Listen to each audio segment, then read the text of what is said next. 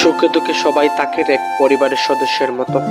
নদীপথে যাত্রায় চাঁদনি রাত আর প্রচন্ড গরম, মশার অত্যাচার, নানা রকম পোকামাকড় সারাক্ষণ আক্রমণ।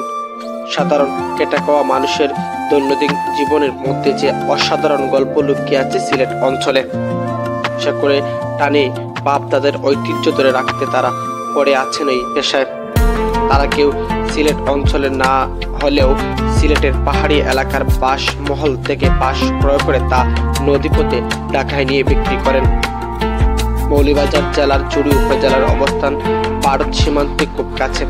জুড়ি নদীর উৎপত্তিস্থলে সাগরনাল চা বাগানের পেছনে লুকিয়ে আছে বিশাল বাঁশবন।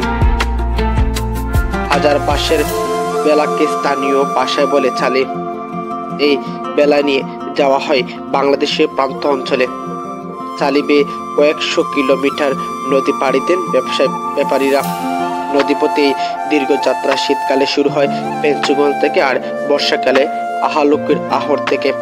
এরপর কুশিয়ারা নদী বেয়ে সুরমায়, তারপর ছোট বড় আরো কয়েকটি নদী পেরিয়ে মেঘনায় চালির সর্বশেষ গন্তব্য।